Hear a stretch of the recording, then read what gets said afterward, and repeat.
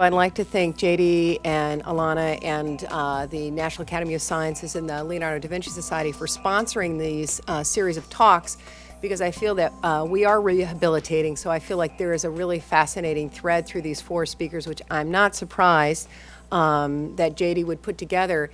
I actually met JD as he came on at the Smithsonian Natural History Museum for an Art and Science Committee to begin to evaluate contemporary art shows that might be featured at Natural History. And I think this idea of rehabilitation is very interesting, because I think we need to re-educate a lot of people about what art and science are and how they are not opposed but so closely connected to creative thinking and our imagination. And then I have to say it was perfect that Joanna Marsh, my colleague who was also on that committee, shared with you her recent exhibition on Alexis Rockman, and also the developments that have spun out since that exhibition is opened. And finally, how do I follow up with Max's R2D2 sitting here turning around on top of the table? So I'll try to tell you a little bit about the Smithsonian Artist Research Fellowship program. And as JD said, I started out as a curator of craft here at the Renwick at the Smithsonian. And of course, any of you who are aware of craft materials know that craft artists are artists who are trained in particular mediums and techniques and skills. And so in order to fire a kiln, in order to mix glazes, or begin to approach the glory hole to blow glass, you better know what you're doing. You can't just be messing around with that kind of technology without some scientific knowledge of chemistry and physics and all other aspects in order to make that event successful. I have to say my entree into art and science actually came not in Washington, D.C., but when I was in Iowa, living at the University of Iowa in Iowa City, and I organized an exhibition of Iowa artists, and it was quite fascinating to me to discover that many of the artists were taking up not only environmental issues, but very specifically prairie restoration projects. And at the same time, I was meeting scientists at the University of Iowa and Grinnell College who were focused on this. And I realized they were using a lot of the same language, and a lot of them didn't know each other. So I thought it'd be interesting to bring the artists and science together on a panel, which we did for the Cedar Rapids Museum of Art. And it was very exciting because they began to exchange information, but I'll never forget the response of the audience, more than even bringing the artists and scientists together, was that I realized people really never thought artists worked so empirically, and they never realized that scientists could be so intuitive in their research. And so those are sort of the two themes that continue to run through how I look at the interdisciplinary initiatives that we do at the Smithsonian. I had the good fortune to serve as the program director for an emerging program that was started by two very visionary people at the Smithsonian, Susan Talbot, who was the director of programs, and our former Undersecretary of Art, Ned Rifkin, who came in to really begin sort of a strategic look at the arts. What is possible? What could the Smithsonian do uniquely, given the fact that we have 6 different art museums, that we have experts in a variety of fields in terms of history, culture, and science, 19 museums, 9 research centers, and 1.5 billion objects. They come up with the idea of the Smithsonian Artist Research Fellows. So while the Smithsonian brings in fellows in art history and in a variety of other areas, why not bring artists, allow them to come into the Smithsonian to do research? Of course, we couldn't offer facilities. That's not what we do. So to offer a painting studio or a casting studio or any kind of a studio, this was intended to be a time for them to really conduct research. And over the last okay, is it 4 or 5, 2007, the program's developed. But during the year, I was able to serve as the director. I had a wonderful program assistant, Veronica Conklin, and we spent a year really demystifying the program and really relying on an organization called the Contemporary Art Curators Forum, which Joanna Marsh is currently the co-chair of, along with our curator of contemporary art at the African Art Museum, to sort of help educate people across the Smithsonian how artists think and work. We realized we needed some interpreters. So this first slide that you see is actually a program we launched within the Smithsonian for our colleagues to introduce the first 2 years of the program. And you'll see it involved the Zoo, American Indian, National Museum of African Art, American Art, Natural History, Freer Sackler, and NASM. See if I can get these arrows correctly.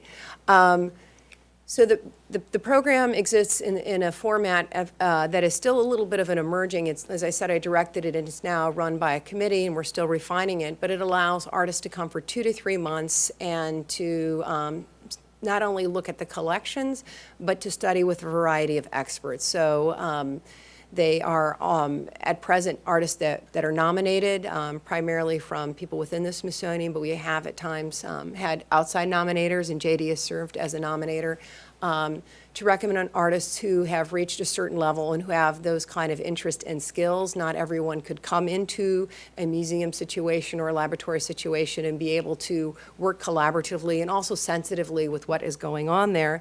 And so the stipend is very modest at this point. We kind of carved it out of money that came from art history research, so you can imagine, whoo boy, that did not make a lot of people happy at first. So we were kind of pushing a boulder up the hill. But quickly, a lot of the curators and other people realized that bringing the artists into their field was giving them new insight into their collections, furthermore introducing them to other research, other collectors, other experiments, and sort of tipping things on their head in terms of how they maybe saw their various disciplines.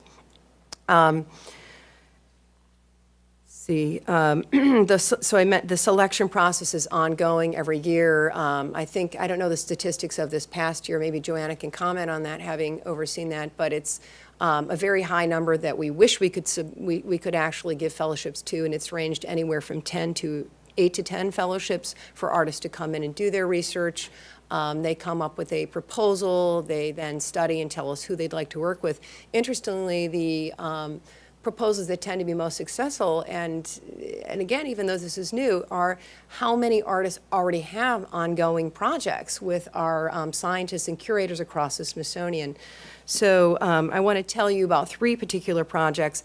I also threw up this wonderful slide of the artists socializing because there were outcomes that we didn't anticipate. So while we wanted to create this opportunity for people to see how artists think and work, I realize, artists, like a lot of scientists, work in isolation, and so this opportunity to come together with other artists, they don't necessarily have to be there at the same time, but the year that we were there, we had 8 of the 10, and they really would discover collections in people, which I really loved. So they'd discover someone at American History or at Air and Space and say, oh, this is an expert in buoyancy, you got to go talk to him. Or, did you see that collection of tuning forks? Whatever or the particular collection of birds, whatever they might stumble across. And of course, while they might write up their research proposal, it's not like those of us who are art historians or scholars, scientists trained to sort of come up with a hypothesis and follow it very methodically. They think very freely. They are much more open-end in what they're looking at.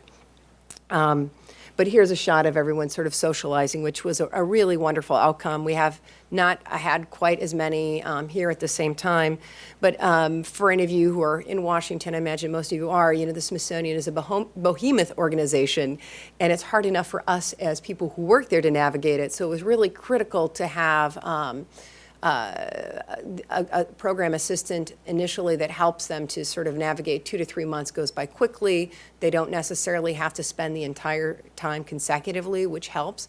So they can come work for 2 weeks, go back to their studio, and then come back again, go back to their studio, come back again. And many of them have research at more than one of our units. So I think this is a great artist to follow up, given Max's R2D2 and his this introduction of technology. This is Shijie Huang, a 2007 SARF fellow who is from Taiwan originally and lives in New York. His topic was understanding how organisms use bioluminescence and the evolutionary story behind its development. So during his 2-month residency, he primarily worked with Lynn Parenti, who was our curator of fishes at Natural History.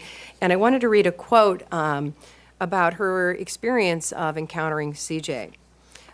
Because, again, we also tried to kind of create what I called art curatorial ambassadors to sort of help translate at times and also educate the artist to be a little bit sensitive to the lab surroundings or using our libraries, archives people.